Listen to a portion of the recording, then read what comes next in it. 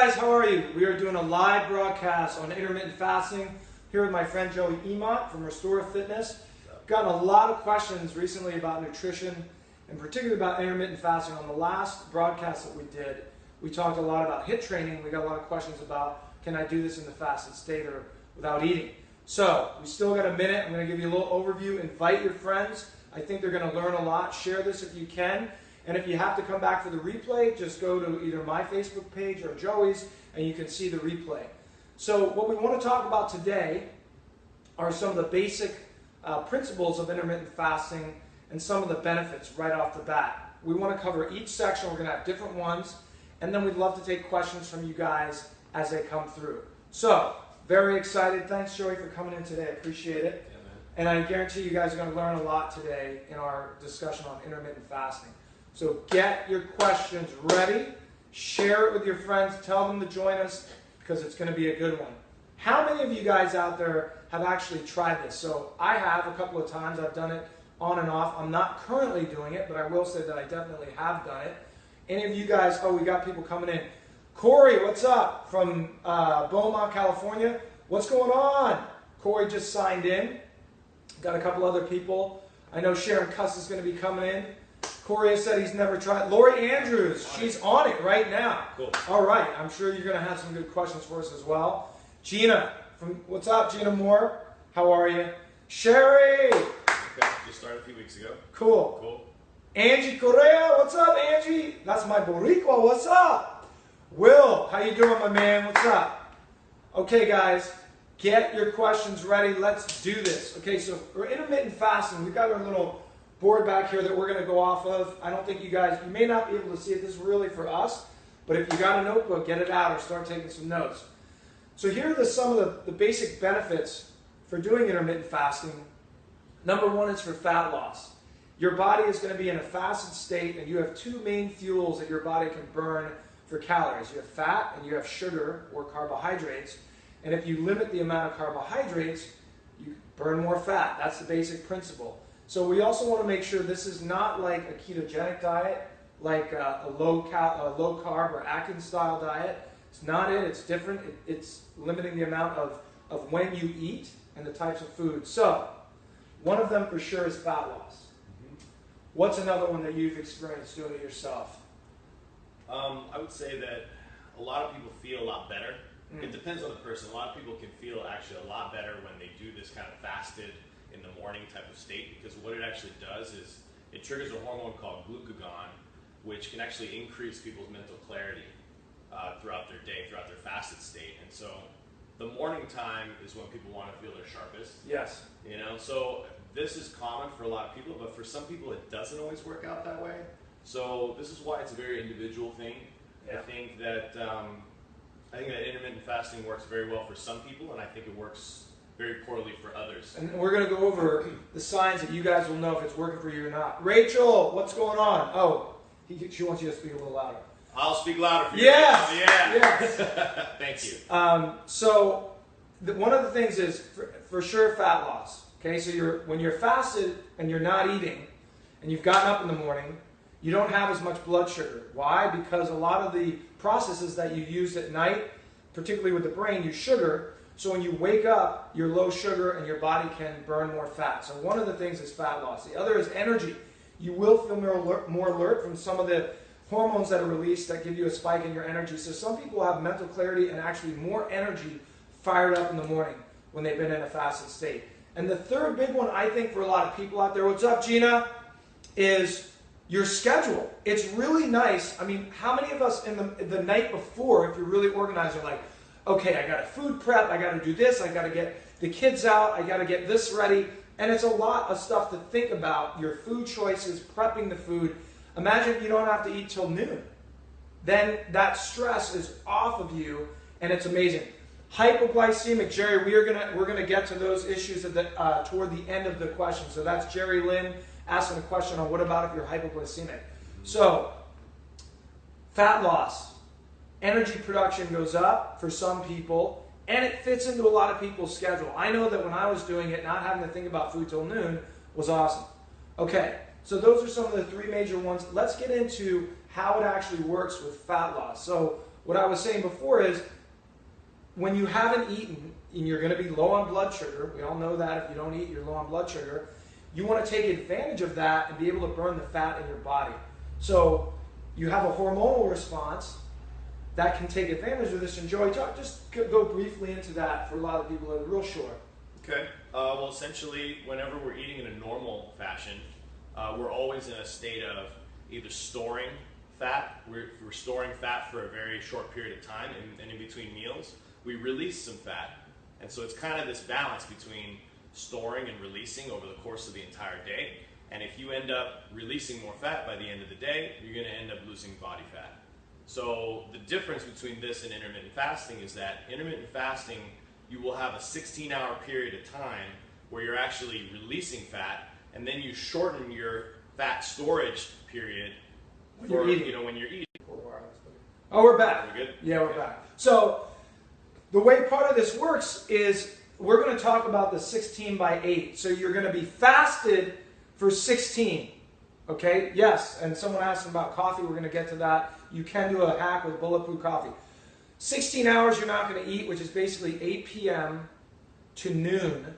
Okay? You're sleeping, you get up, you don't eat from 8 p.m. till noon. And that is called the fasted state. The fed state is going to be from noon to 8 p.m. That's when you get all your calories in.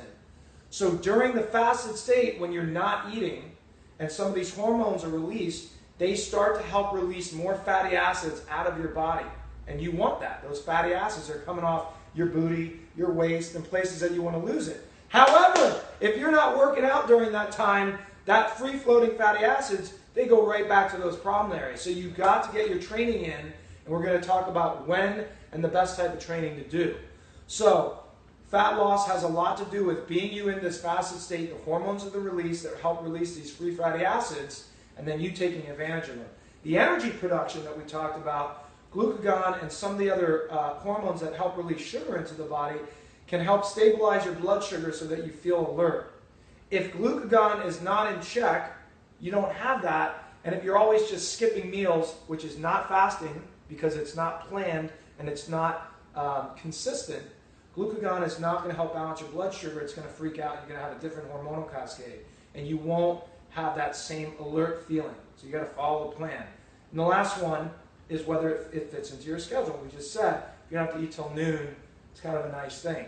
Not saying breakfast can be someone's downtime and a great time to have it, but for a lot of people that I train, not having to think about food till noon was a big one. So those are some of the benefits. Now we want to get into it a little bit more. What is it? We talked about basically you have, Joey talked about the fasted state when you're not eating, and the fed state is when you are eating. So there are these two halves. 16 hours from 8 p.m. till noon is the fasted state. The fed state is from noon to 8. So how long, that's also how long am you going to fast for? We're doing this called the 16/8. There are other versions, but we want to just stick with this basic one.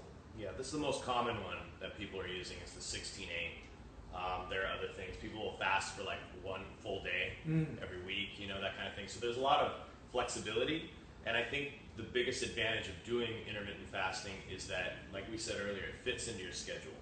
And so if it fits into your schedule and it's gonna help you to be more effective in your day because you're not constantly planning meals and everyone has a lot of things that they need to take care of in the morning.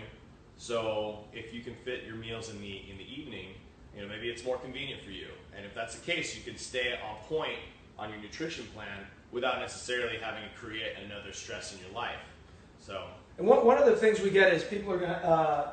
It's what do I eat, or what happens if I break my fast? So one of the big things that you guys want to understand is this is not like you can just binge all of a sudden during the 8-hour fed state. I wish, right? That would be nice. Yes, consistent structure is important. Yeah, so Elizabeth Hannibal asked, is consistent, so consistent structure is important. It's very important. Think about this. You're trying to train your metabolism and your mind almost like you're training your pet. You have to be consistent. If you send mixed signals, it's not going to learn. So Joe and I were talking about this before. One difference between a very popular, like the low carb diet, and this is, the low carb diet is a ketogenic diet. This is not doing that. You are actually going to eat your carbs in the evening depending on your goals and how lean you are already. How much excess fat you have or don't have is going to depend on what you should eat. But I really liked what you said before is this type of intermittent fasting helps your body determine the difference between your mental cravings and your physical hunger. So, I've had this plenty of times. If your stomach is growling, you're physically hungry. Versus in your brain, you're like, oh wait, it's 9 a.m. and I usually eat at 8, I should eat. But if you're not hungry, you don't need to eat. So there's a difference between what your mind thinks you should do in cravings and actually how you actually are feeling. So,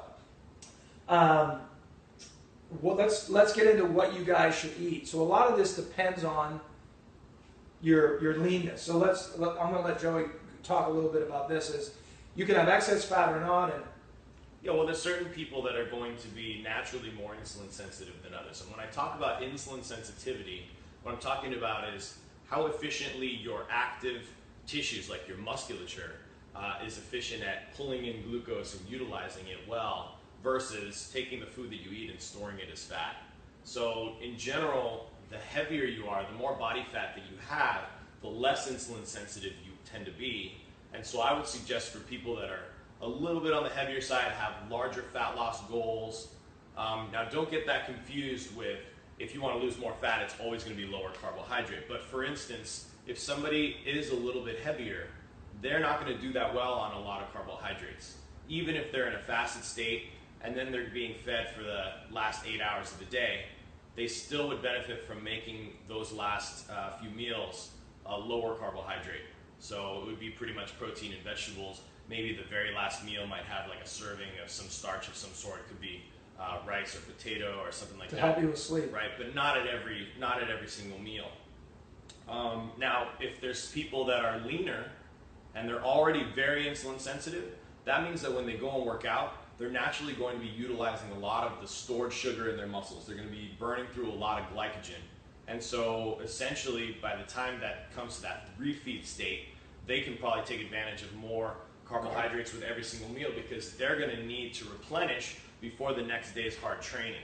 So that's going to be beneficial for them in the sense of they can work harder, they can recover better, yeah, it's just going to keep their metabolism going. So something about insulin sensitivity that I've seen people asking, and someone said, how long does it take to adapt to this? We say 10 days, 2 weeks, give it about a shot. I mean, some people only give it a week. I tend to always give it more than a week. So I go 10 to 14 days, and if I am not feeling good on whatever protocol I'm trying, I'm probably not going to do it. I'm not going to continue it, as long as I follow the protocol.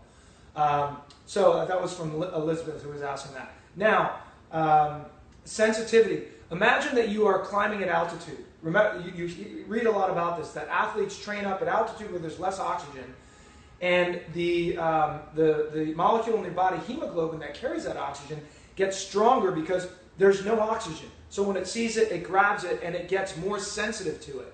If you are not eating for 16 hours and you're a lower blood sugar, your insulin is going to get more sensitive to that sugar. It's going to get more sensitive to grabbing it and shuttling it and helping metabolize it.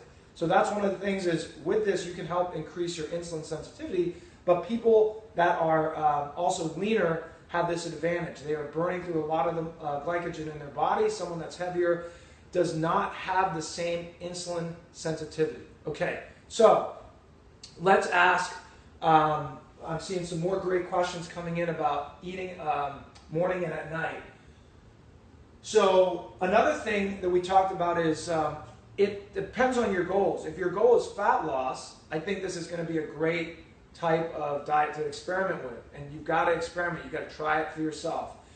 If you're trying to do muscle gaining and hypertrophy training, may not be the most effective way of doing it. Mm-hmm. I think that it can be used to build muscle because, of course, it's going to be dependent on what type of training you're doing and then also how much you're actually putting into your system, how much food you're actually eating. If you're in a surplus, you're gonna be in a good place to add some muscle, and some people have actually done it because despite it not being optimal for muscle gain, it's optimal for their schedule. You know, yes, so I'm not going to say that if you don't want to gain, if you want to gain muscle, that this is that this is not an option. But I am going to say that if you want to optimally build muscle, this is probably not the best way to do it. Yeah, and we talked about this before too. After you eat, you get a hormonal response that helps you build muscle after every time you eat. So if you're only eating in this 8 hours, you don't get that advantage as often as if you were eating 6 meals a day throughout the day, like bodybuilders that are doing. They're not really doing intermittent fasting. So if you want to optimize muscle building, for fat loss, this is a very good option. Somebody just added, what about if it's for fat loss? Yes, we are doing that. Yep. So that's the main benefit of intermittent fasting.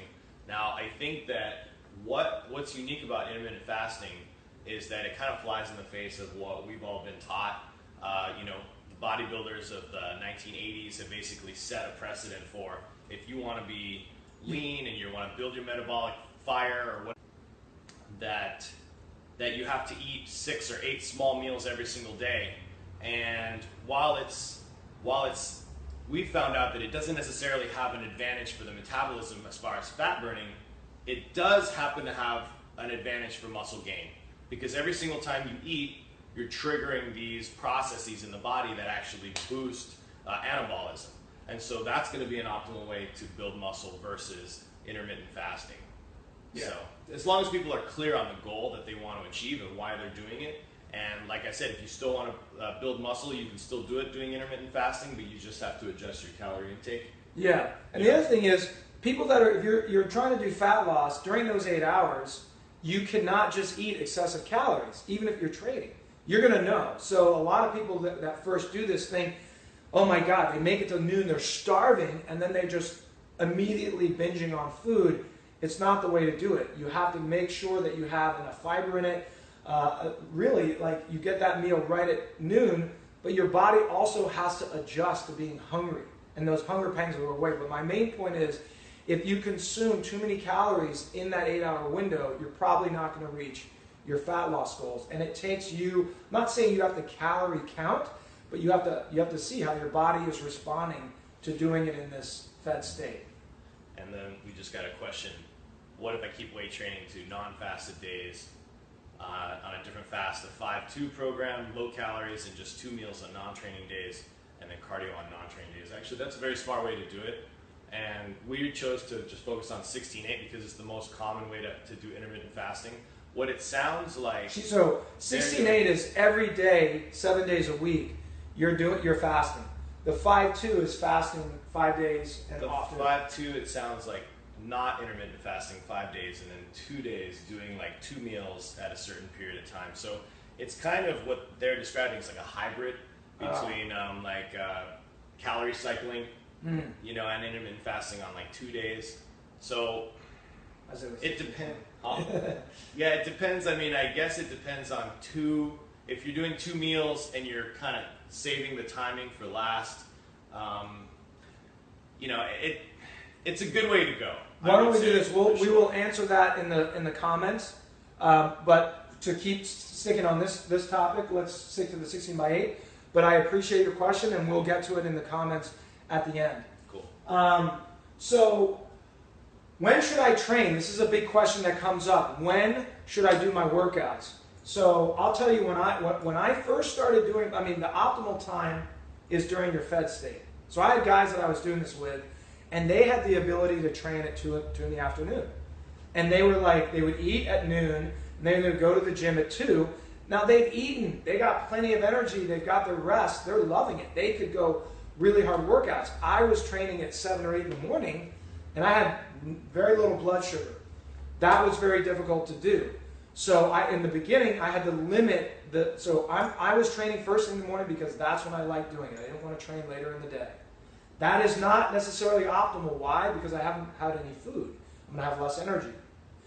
But that's fit my schedule. So I did it in the morning, and I had to adjust my workouts. Do you think my intensity had to be higher or lower if I didn't have a lot of food? It had to be lower in the beginning. I had to let my body get used to putting out energy without any food in it, because usually I would have breakfast or a pre-workout shake. So that's what I did in the induction phase. Any comments at what how you feel about doing that as well? Yeah, there's a variety of ways to do it. Some people can actually eat, or they can work out like the hour before they actually Yes. feed. Yeah. So that way they still get all of the fat loss, kind of additional fat loss benefits of working out in a fasted state, and then they might refuel with the meal immediately Beautiful. after, like to begin their fed state as a way to replenish all the fuel that they've like burned through. But now, if you're going to do it in the morning, I would say that, in my personal opinion, it's okay to maybe like break a little bit. Okay, so now we're getting into, I want to just say one thing that he said. There was working out in the morning, what I did, only in the fasted state, or there was working out that I said my friends did in the fed state at like 2. He's talking about an optimal time is you have fasted up until noon and you've taken advantage of that fasted state, then right at noon you eat so that you get the benefit of being able to eat right after you work out. So you've double dipped. You've dipped into the fasted state and the fed state. So that's a distinction of, he's giving you like the noon or whenever you're going to break your fast, work out right before then and then eat. So that's something. Now, let's get into the type of workouts I think you were talking about that you can do in the fasted state. So let's say somebody wants to do, in the fed state. So now you've eaten. I'm like, you can do whatever you basically want. Yeah. You've got fuel. Think the issue comes is in the morning for a lot of people, they want to work out during the fasted state. So he talked about a little hack, which is eating something. Okay, so there's 2 hacks that I'm going to talk about. I'll talk about the Bulletproof. You talk about maybe the protein shake and the branch chains. So one thing a lot of people will do so that they have some calories, a lot of people are trying to get energy in the morning without increasing their sugar. Why do they not want to increase their sugar? Because if they increase their sugar, then the body will burn the sugar instead of the fat. They don't want to do that. So there's a kind of a trending coffee out there, Bulletproof Coffee, or it's a Bulletproof style coffee, where you take coffee and you put in fat, mainly saturated fat, like an organic butter, and an MCT, which stands for medium chain triglyceride, or it's a fat that has a medium chain. And an MCT oil, a very popular one right now, is in coconuts, but there's other actually better MCT oils that, besides coconut, where the actual MCT is more available. But anyway, a lot of people will put coconut oil or some type of coconut cream into the coffee and some butter and blend it up, and they drink that because now they have their own fat that they can use to burn, and they're going to keep accessing more fat instead of dumping a bunch of sugar in that and having that. So that type of fat coffee mixture is a big one. It gives you energy in the morning when you're low blood sugar, and it also gives you the type of fat that you're having is going to burn more slowly, and it also helps for you later on to keep burning fat from your body. So that is one hack. Technically, is that fasting? No, you put some calories in your body. It's not fasting. You're having stuff with calories. Is it a hack that works? Yes. The other one is for people that want to maintain muscle. They will do a hack with a protein powder. Mm-hmm. You can use a protein powder. I personally would choose branched chain amino acids, and people can do anywhere between like 5 and 10 grams of branched chain amino acids, like right before, maybe even during the first part of their workout. And the thing is, you are changing the hormonal state of your body by doing that. You are raising insulin a bit, which is going to change things as far as like how much fat you're able to burn during that time, but you are going to save your muscle mass.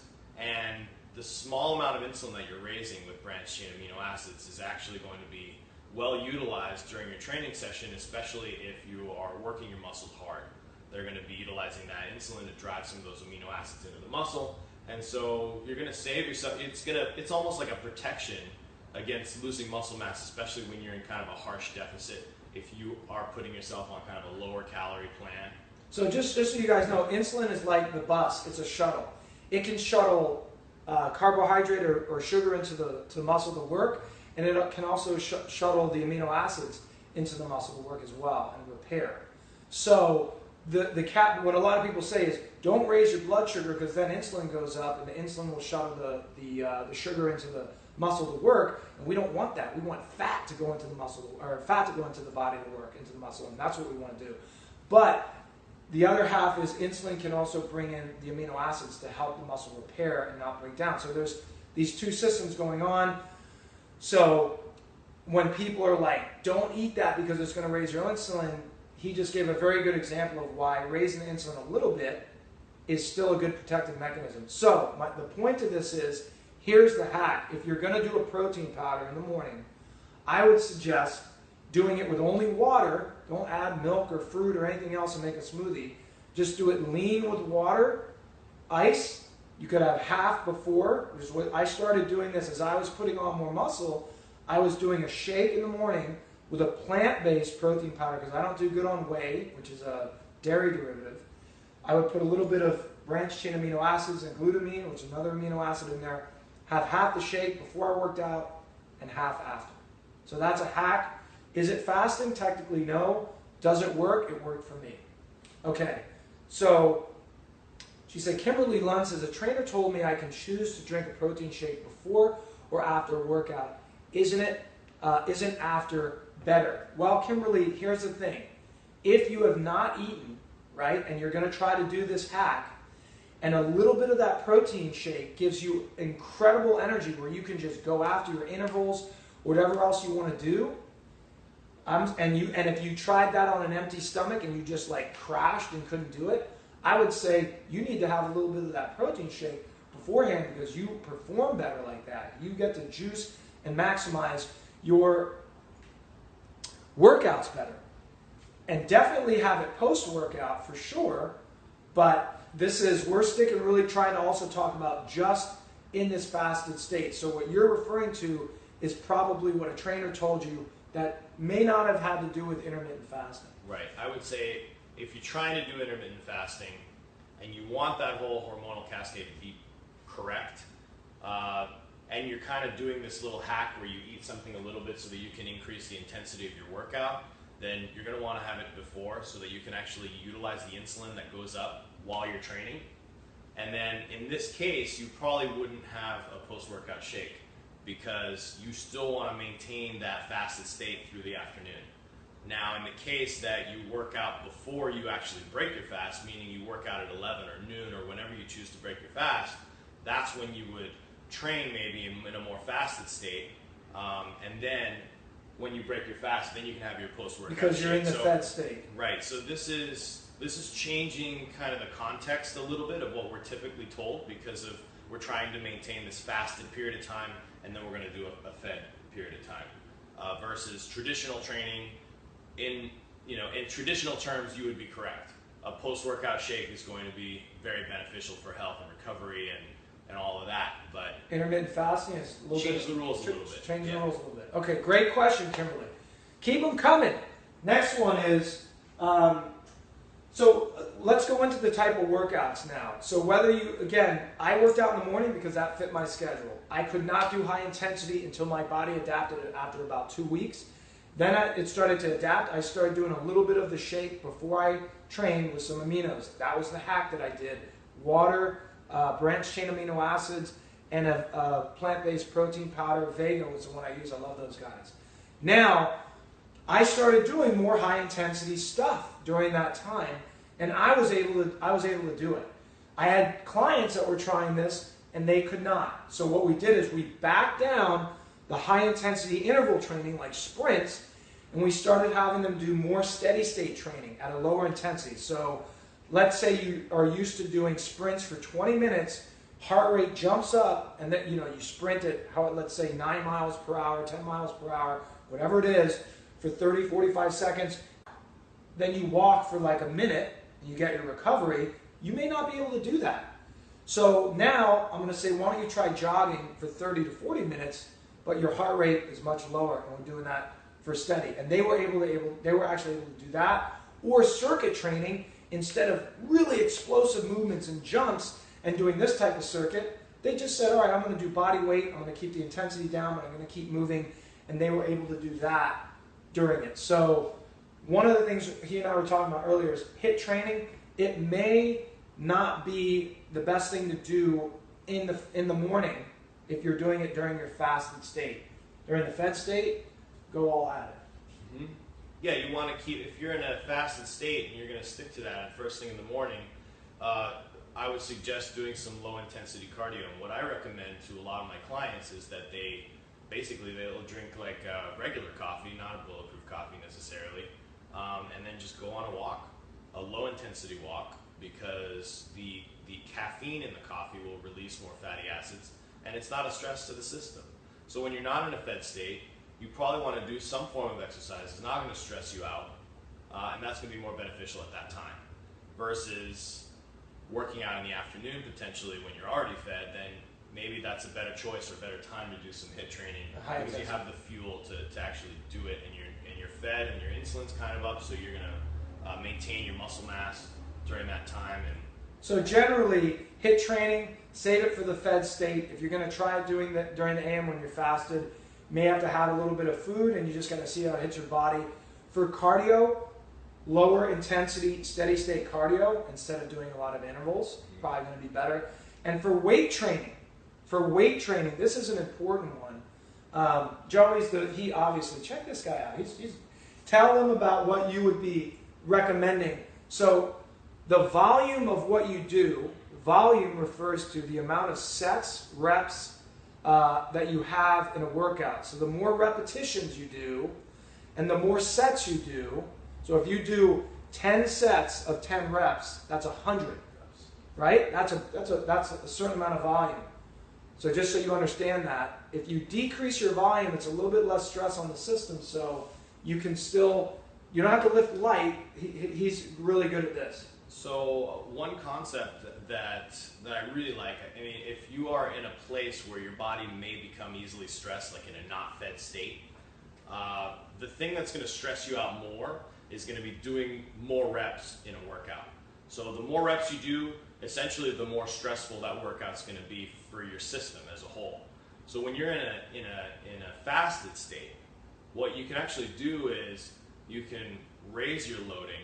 Loading meaning weight, the amount of weight. So you're pushing harder per rep, but you're actually doing much less reps in the workout. So for instance, instead of doing like 10 to 12 repetitions every set for 5 or 10 or 15 sets or whatever for the whole workout, and that's equal, 150 plus reps, you might end up doing slightly longer rest periods, lifting heavier weight, and doing maybe like six reps, 5 to 7 repetitions, and giving yourself more rest in between. And what that's going to do is it's going to stress your body overall a lot less, so you can actually handle that type of workout in a fed state. But what's cool about this type of training is that when you're lifting heavier loads, it actually tells your brain that you need to maintain all the muscle mass that you have, because you're exposing it to some things that it needs to stay strong for, and meaning maintain your muscle mass. So it's a great signal to tell your body to maintain that muscle, even though you're kind of in a fasted state, and also maybe you're in a caloric deficit. And it's a way for you to maintain training at a relatively high intensity, even though you're in a fasted state. So that's a great one. And just a lot, I think a lot of people are actually, what is this? On a fasted state is, okay. It says, Jacqueline Martinez, what if you can handle doing high intensity on a fasted state? Is that okay? Like, I'm able to handle a workout like insanity fast and actually get my workouts in. Yes, if you can do that. So Jacqueline, if you can do that, it's great. I wasn't able to. Like, I started doing intervals, and I usually can get through like 10 to 15. At number 6, like, my legs were heavy. When you are low on glycogen and low on blood sugar, everything starts getting sticky, like you're in mud, and it just doesn't feel good. But he had a very good point. A lot of people think, if I'm lifting heavier weights, that means it's more intense, or that it's harder and it's more stressful. Not necessarily.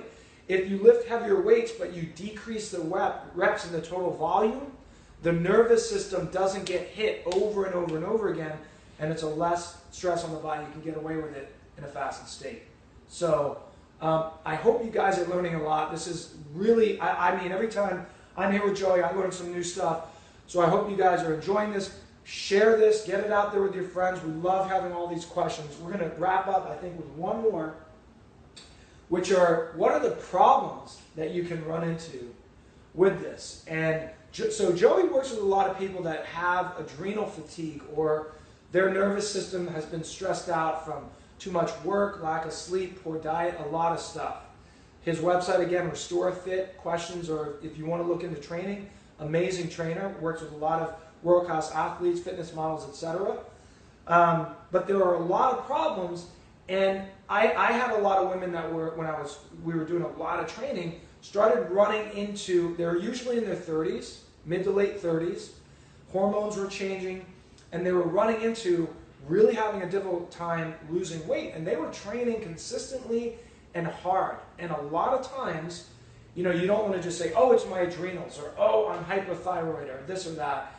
You want to really know some of the signs. So if you are adrenally stressed or you're hypothyroid, your body is under stress. And if you put it in a fasted state, which is some stress because you're not eating, and you start training then, you may overload your body and have some problems where this type of diet is not going to work. So I'm going to let Joey explain a little bit more of some of the signs that you can run into that this is not working for you and you may be doing too much stress on your body. Well, I think right now, like nowadays, we are all exposed to probably over 100 times the amount of stress that maybe our grandparents had to deal with. So all of us are in some state of like adrenal insufficiency, and we all have to do our job to take care of our adrenals in the best way possible. So I mean, there's some people that are in like a worse state than others, and I would say that a telltale sign of this is that you've hit the snooze alarm maybe like 6 or 10 times before waking up every single morning. Hey! Just kidding. Yeah, you know what I'm saying? So, or for instance, there's a lot of people that are in a state where they wake up, they have anxiety spikes throughout the day, and then by the end of the day, they're so like hyped up and like on edge that they can't actually calm down. And these are all signs that that their adrenals are starting to get a little bit fatigued, or they're becoming insufficient with their response to stress. So the adrenal glands, adrenaline, right? Adrenaline gives you a lot of energy and it also brings you down. If you're hitting that snooze alarm, the adrenal glands are not, they can fire too much and you can be hyper, or they don't fire enough and you're hypo. So it can be one or the other, but if the adrenal glands aren't here and they're hyper or hypo, you run into a lot of problems, like hitting the snooze alarm because it's not releasing some of that adrenaline that you need to get up in the morning, or it's too much and you're jacked up and you can't calm down. You're too hyper or too hypo. So these are some of the things. Or you can be over fatigued. Like after a workout, I would have somebody that was wiped out for like 2 days. Mm-hmm. So that can happen where the adrenal glands like fire too much and they get really excited in the workout, but then they go above the midline and then they crash so low because that gland is not used to figuring out how to balance itself. It goes whoop and then wham, and they were down for like a couple of days. And I would see them because we would train Monday, Wednesday. Wednesday they would come in and they would just be dragging. They're like, I got my sleep, I ate right, and this was one client in particular, sent her to an endocrinologist and we got it fixed. But yeah. So what do you think some of the other issues people can run into, or that you would say, be careful of this?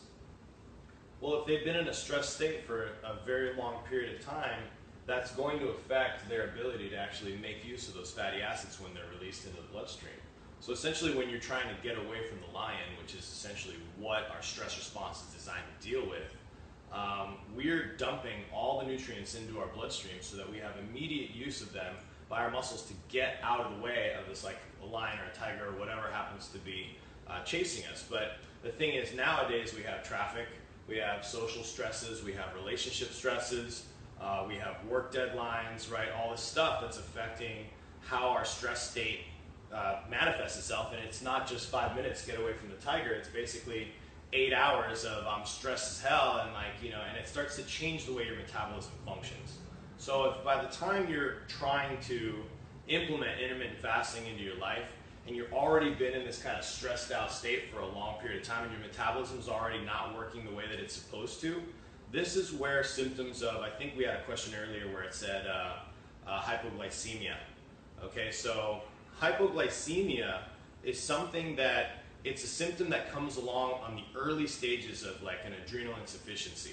Because what essentially your body's doing is it's not able to maintain blood sugar at a stable level. Hypo meaning low in glycemic sugar, so you're low blood sugar. So your low blood sugar in between extended periods of fasted states. When in a normal state, your body should be able to rise up to this challenge and be like, okay, there's no food from this point to this point, and you have a variety of hormones that will actually bring your blood sugar up naturally and maintain it like nice and steady until you get your next meal. But if you are already in a stress state, your metabolism is already kind of in a deficient place. Now you start to integrate intermittent fasting into your day, and you're trying to fast for 16 plus hours. What's going to end up happening is you're going to end up going hypoglycemic because things are not already working optimally. And what that does is it serves as a stress to the system, an additional stress to the system. So one of the major functions of the adrenal glands actually can be used to bring the blood sugar up. And so if your body now has to rely on the adrenal glands even further, not only are they responding to stresses like trying to get away from this imaginary lion or tiger, but they're also trying to bring your blood sugar back up because you're going hypoglycemic because you haven't eaten in 16 hours. What's going to end up happening is you're going to spike your blood sugar, then you're going to raise your insulin, then you're going to have another dip, and then what it ends up happening is intermittent fasting becomes an additional stress for that person, and it actually won't work to their advantage at all. So I can't remember who asked that question on hypoglycemic. If you are hypoglycemic, this would not be the diet for you to try right away. You would want to balance out that hypoglycemia first so that your hormones are naturally balancing your blood sugar, or like you said, it's going to be a runaway train. And you're going to start relying on other things like the adrenal system to like get that blood sugar up, and when you start relying on it too much, things start to break. So I wouldn't do it. So let's do a quick recap on some of the issues. So here are some of the telltale signs. In the induction phase, which we said is 10 to 14 days, you can feel like crap during those 10 to 14 days, because I did for sure, but my body adapted. After that, if you're following the protocol and it's not working, may not be the right thing for you, and you may have some of these other symptoms, maybe hypoglycemia or something else that you didn't know. But that's a telltale sign after 2 weeks. You're hitting that snooze on the alarm. That's probably a telltale sign as well. Something else may be going on. If you cannot calm down at night. So one thing to do at night, don't be on your phone or your computer. 9 p.m., shut it down. Your body's hormones work with the circadian cycle, which is the cycle of the sun, not your iPhone. So if you're supposed to be going to bed at 9 because the sun goes down and you're on your phone and computer and the lights, you are changing your circadian rhythm. It's not how your body wants to work. So if you can't calm down at night, hey, turn the computers off and see what happens. The other thing is if you train and do a hard workout and then you don't recover 2 days later, I'm not talking about being sore. It's just kind of like dragging and you just can't get your energy. It's another telltale sign you may be taxed and this isn't working for you. So we just had a comment. Lori Andrews says daily meditation helps. Absolutely. Getting those alpha and beta rhythms in line is a big deal. Great question from Laura Welsh-Roman. How long can you, I'm going to pull this down, how long can you do this for? We were just talking about this. It depends. I think I have friends that have been, this is their jam. This is all they do now. I stopped doing it. One thing that I wanted to do is I couldn't get my energy up in the morning because, again, I wasn't training during the fasted state. I was going a little off-roading it and training in the morning during the I wasn't training in the fed state. I was training in the fasted state. I had to keep pounding coffee all the time, and I just didn't like that. I just didn't want to have to rely on coffee. So now I have a green smoothie in the morning. I train at 8, and I don't do intermittent fasting right now. Would I try it again? Yes, I would try it again to change up how my metabolism responds to the food and just to give it something else to try. It's not something that I'm going to be doing for a lifetime. So trying it for a month, I always say try something for 30 days. Make it a habit. At least 30 days. And I think a good window is, if you can extend it for 60, that's like a good time to try. 30 to 60 days would be my recommendation. How about you? Yeah, I mean, if somebody wants to try it out and see how it works for them, and then treat it like maybe it's like an 8 or 12 week thing, they really want to get into real good shape, and this is something that they find after 2 weeks is really working well for them, then awesome. But in reality, if it's something that really does work for you, then I'm going to say make it a lifestyle. You know, if this works with your schedule, you can get your calories in at the right times, and you're getting sufficient calories, you're not stressed out, then keep it going. But I would say, for instance, if you are doing intermittent fasting as a lifestyle, and then maybe some event takes place in your life, like you lose your job, or a relative passes on, or something like that, where there's a big stressor in your life, this may not be the best thing to choose to continue doing during that time.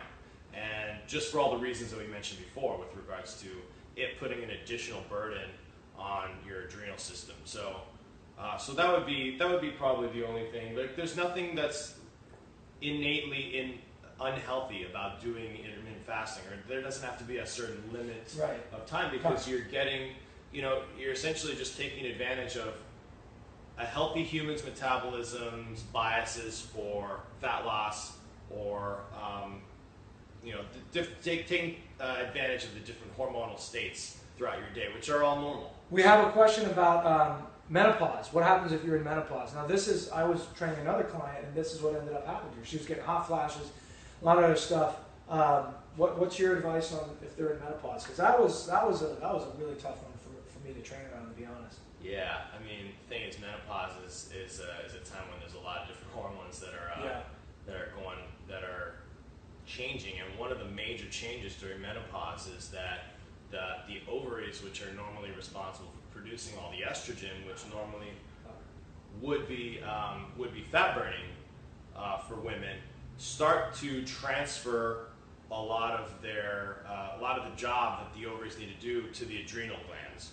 So the adrenals are going to be mainly responsible for producing the estrogen that you have, and a lot of the symptoms that come from menopause come from the fact that people have been so stressed out their entire life that their adrenals are already in a state of insufficiency, and when it comes time for the ovaries to hand their job over to the adrenals, they're not able to rise to the occasion, which is why a lot of women are on like hormone replacement and stuff to manage all of these symptoms.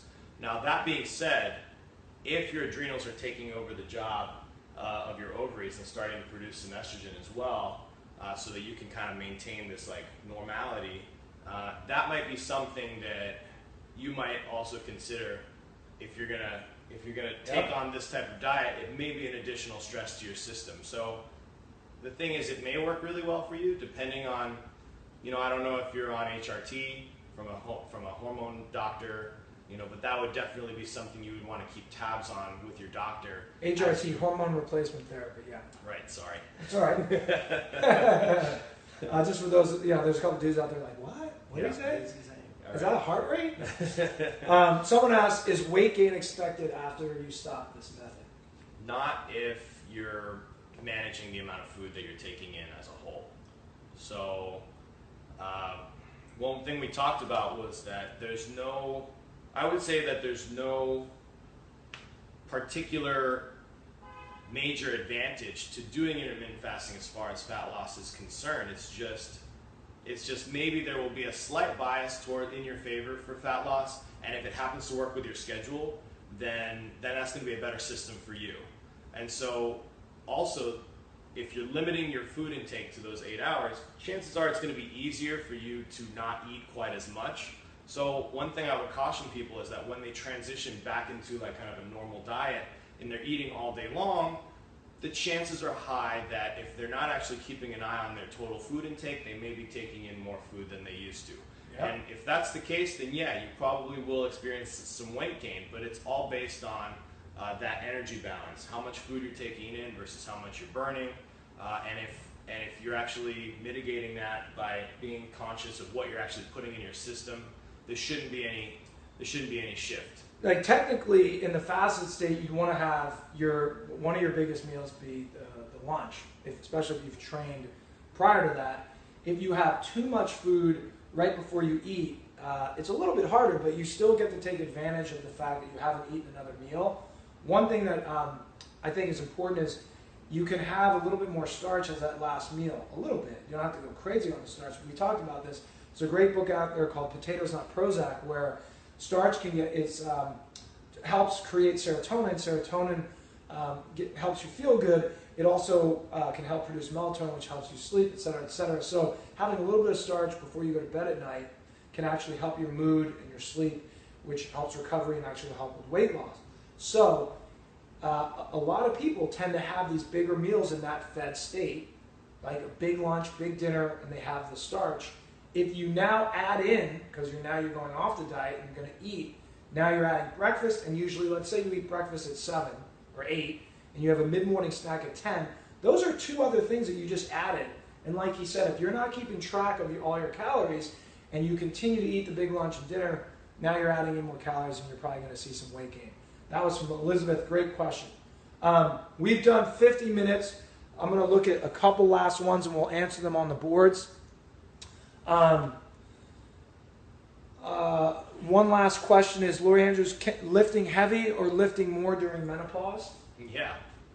Yeah, I would say whatever you need to do to get a workout in, but not go overboard with stresses to your system. So not the volume, not the reps and the sets. Keeping the volume under control, meaning total reps per session, but you make every rep count more, which means you actually challenge yourself with a lower rep range.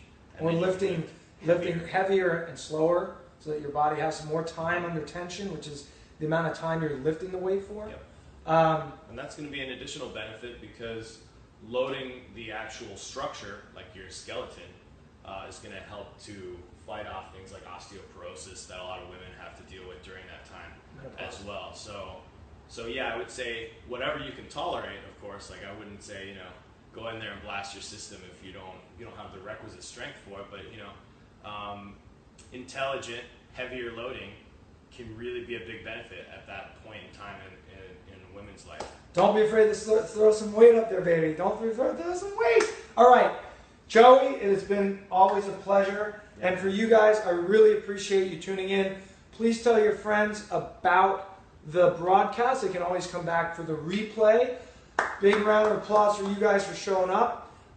You can see this replay on my Facebook page, BrettHoebel.com. I'm sorry, Facebook.com/BrettHoebel. And a lot of great information on Joey's website. Tell them where they can find you. So you can go to www.restorafit.com. It's on my shirt right here. Hold on. Look what I did. I'm so good. I hope this is backwards for us, but I hope it works for you guys, because I can't write in reverse. That's not happening. Yep. But this is his website right here, 20minutebody.com. That is my program that I have out. I always get asked about the type of workouts that I'm doing. Mine are usually body weight and HIIT. I do a lot of capoeira, Afro-Brazilian martial art. So 20minutebody.com is a great place to find it. Thank you guys. I really appreciate you tuning in. Have an amazing workout Wednesday. It's hump day. Get it on, ladies and gentlemen. Thanks for tuning in. For more workouts, nutrition tips, and motivation, go to 20minutebody.com. You can also find me on YouTube and connect with me on Facebook, Twitter, and Instagram for exclusive contests, giveaways, and to share your 20-minute body results. Just click on the links in the video description below this video.